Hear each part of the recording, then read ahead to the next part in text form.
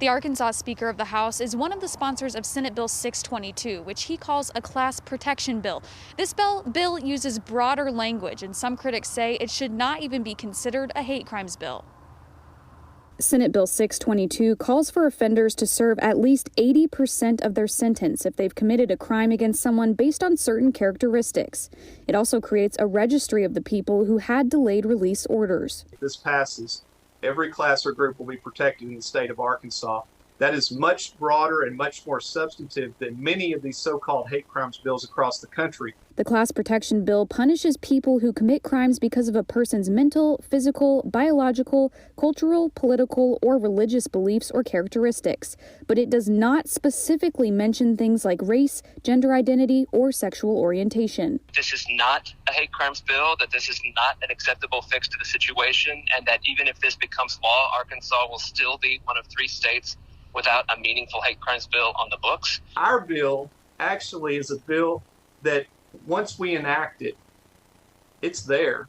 You're covered. Every class, every category, every group is covered across the board.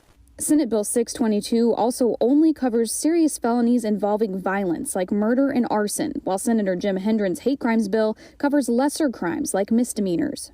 People are concerned about low-level offenses, relatively minor offenses being construed into something that they aren't. An inclusive hate crime bill would protect all Arkansans, and that's what we must have. Well, I think anytime the legislature is upping a sentence for a particular crime, what they're saying is we're making a policy decision that this crime deserves more time. We're making a value judgment. Benton County Prosecutor Nathan Smith says true hate crimes are rare, but a prosecutor's job is to apply the laws that pass in the legislature. As I read the bill, it simply is stating that if you're targeting someone, I would think it would cover things like race or gender identity or any of those other characteristics.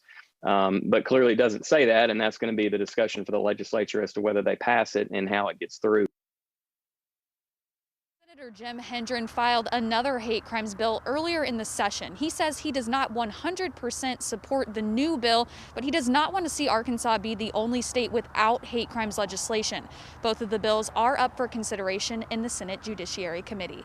Reporting live in Rogers, Emma Claybrook, 4029 News.